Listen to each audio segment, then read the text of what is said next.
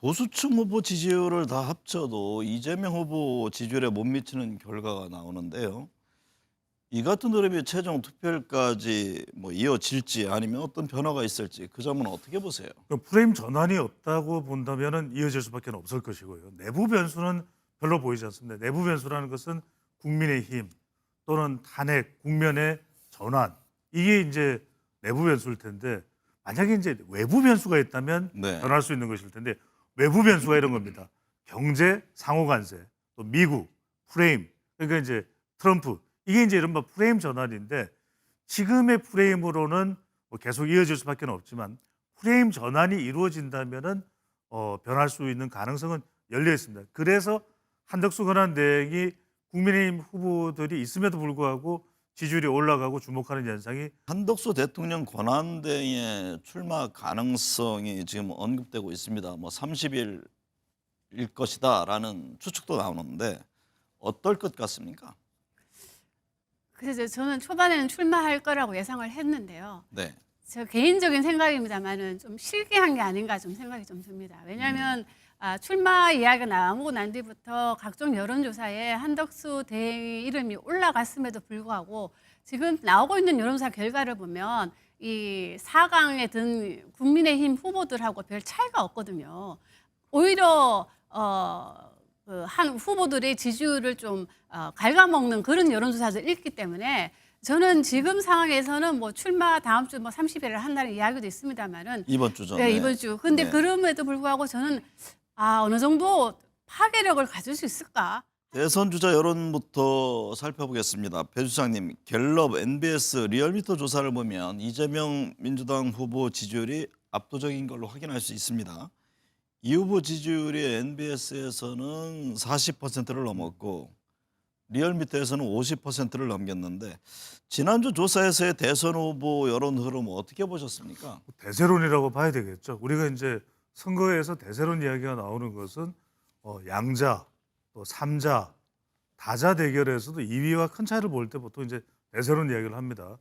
연령대별로 보면 20대와 70대 이상을 제외하고는 우세한 결과 대체로 또 지역별로 보더라도 TK 지역을 제외하고는 거의 모든 지역에서 이재명 후보가 우세한 결과 이 조사 결과가 앞으로 이제 대선 끝까지 이어질지 어떨지는 지켜봐야 되겠습니다. 지금 현 시점에서는 대세론의 네. 결과로 나타나고 있습니다. 김명수 장님, 갤럽 조사를 보면 이재명 민주당 후보가 국민의힘 후보들과 양자 대결에서도 과반이 넘는 지지율을 얻은 것으로 나타났습니다.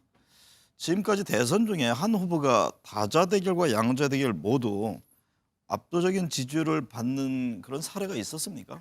제 기억은 없는데요. 네. 특히 다자 대결에서 가반을 얻었다는 거는 저는 상당히 경이로운 숫자를 달성한 거다. 차후에도 이런 숫자는 좀 나오기 힘들지 않을까 하는 생각이 드는데요. 거기에는 한 두 가지 이유가 있는 것 같습니다. 네. 민주당 입장에서는 지금 뭐 이재명 후보를 대적할 후보가 없다는 것과 그리고 국민의힘에서는 절대적인 강자가 없다는 거죠. 그러다 보니까 이 표쏠림이 매우 이제 이재명 후보를 향해서 매우 이제 강해졌다는 걸 알 수 있고요. 그러다 보니까 대선 가상 양자 대결에서도 50%가 넘는 지지율을 지금 보이고 있는데 문제는 이게 끝까지 끌고 갈 수 있을까 하는 이제 문제가 지금 남아 있는 거죠. 네. 배 주장님, 갤럽 예. 조사를 보면 이재명 민주당 후보 대구 경북 TK 지역에서도 보수 후보와 양자 대결에서 40% 안팎의 지지율이 나오던데요.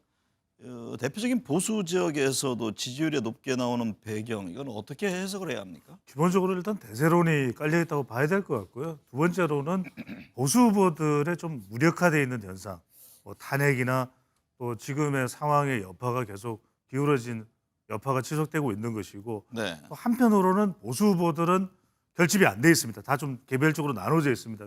그 현상도 있을 테고 세 번째로는 이재명 후보가 중도 보수를 표방한 것도 영향이 된다고 봐야 되겠죠. 계속해서 본선 후보로서 지금 뭐 경선에서도 공약을 발표하고 있는 상황이기 때문에 중도층 유권자층들을 집중적으로 흡수한 결과로 보입니다. 네. 김명수 소장님, 반면에 국민의힘 후보가 한 지지율을 보면은 오차 범위 내 지금 접전 양상을 보이고 있습니다. 많은 후보가 나온 만큼 이게 보수층 표심이 나눠지고 있다고 봐야 합니까?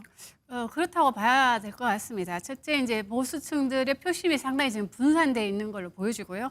또 하나는 이제 한덕수 대행의 효과라고 볼 수 있겠죠. 한덕수 대행이 지금 출마 선언을 하지 않았지만 그래도 나올 가능성이 있기 때문에 한덕수 후보를 넣었을 때와 안 넣었을 때 상당히 네. 후보들 간의 지지율 지금 차이가 나거든요. 그런 관점에서 봤을 때 한덕수 효과 때문에 더욱더 국민의힘 후보들의 지지율이 지금 상당히 출렁이는 것이 아닌가 보여지고 있는데 그럼에도 불구하고 이제 어제까지 이제 오늘부터 지금 이제 여론조사가 여론조사 지금 하죠. 실시가 되고 있고 그리고 어제까지 지금 양자 토론이 있었는데 저는 그 어제까지 쓴 토론이 상당히 이번에 결과에 좀 영향을 미치지 않을까 지금 그런 생각이 좀 듭니다. 네.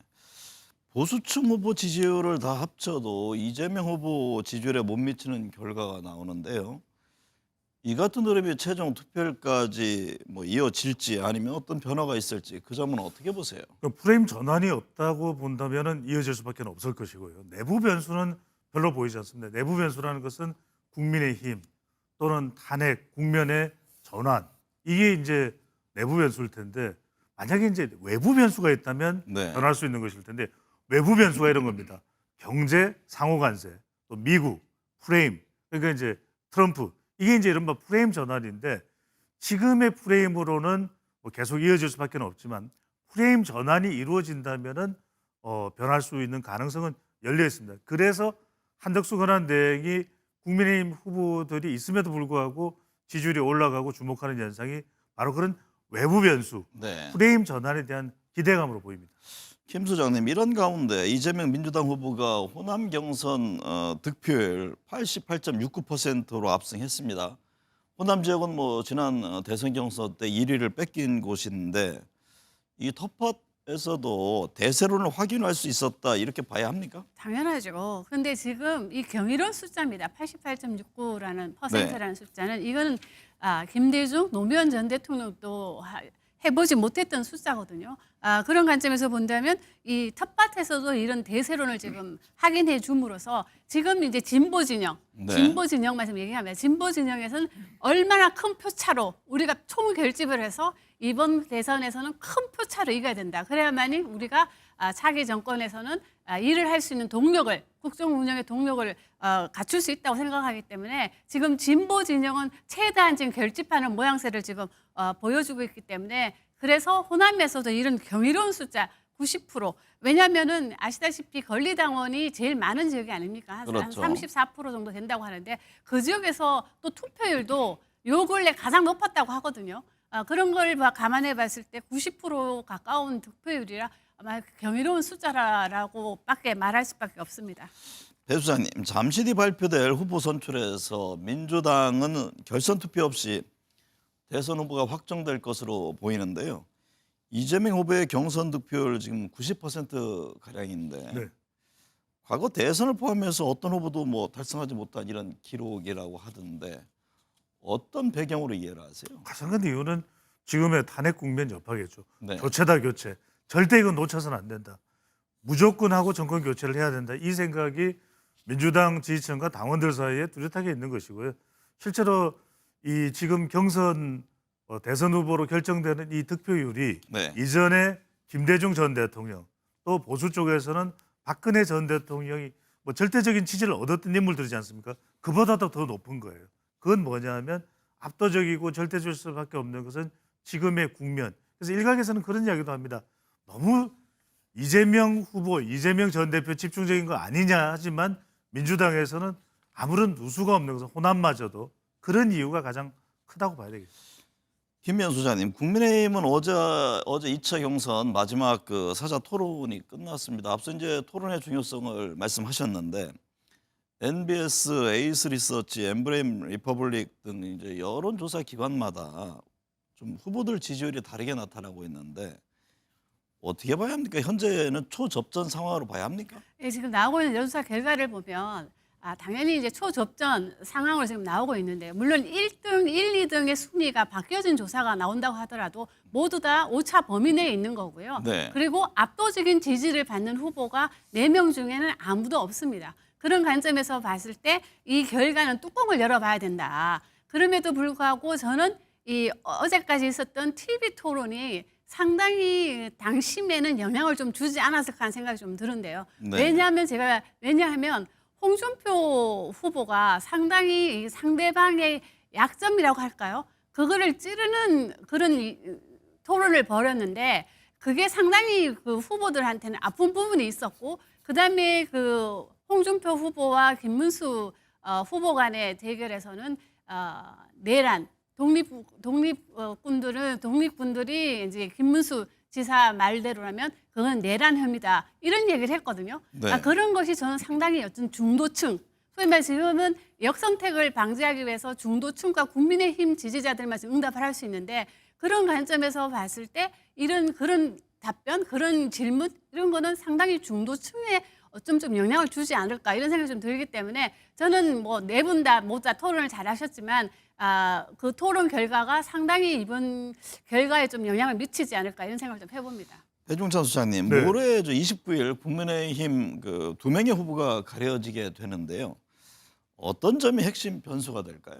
저는 결국 토론 성과가 반영될 걸로 보입니다. 네. 확장성, 그다음에 경쟁력, 그다음에 전투력인데 결국 윤심에 대한 정리를 어떤 식으로든 할 수 있는 모멘텀이 만들어지느냐 이게 상당히 중요할 수밖에 없을 것 같고요. 최근에 국민의힘 지지층이나 또 무당층을 대상으로 한 여론조사 결과를 보면 한동훈 후보가 상당히 약진하는 그 배경도 될 수 있을 것 같고요. 하지만 기존에 이 당원 지지를 안고 있는 뭐 김문수 후보나 홍준표 후보의 경쟁력도 무시할 수 없는데 중요한 건 이 부분일 것 같아요.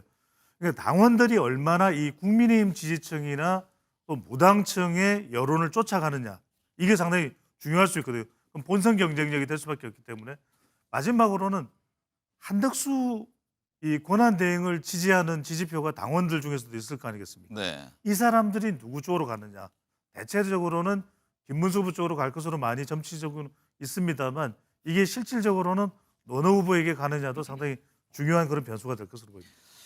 김면 소장님, 한덕수 대통령 권한대행의 출마 가능성이 지금 언급되고 있습니다. 뭐 30일일 것이다라는 추측도 나오는데 어떨 것 같습니까?